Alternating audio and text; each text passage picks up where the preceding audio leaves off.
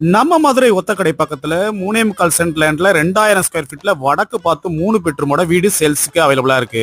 Hi friends, welcome to dreams home. நம்ம சேனல்ல low budget ஹவுஸ்ல இருந்து லக்ஸரி வில்லா வரைய சேல்ஸ்க்கு அவைலபிளா இருக்கு.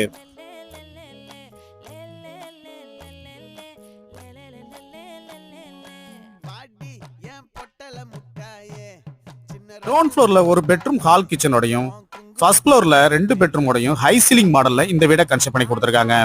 அம்புலி மச்சானே என்ன அம்புல தச்சானே என்ன கட்டி புடிச்சு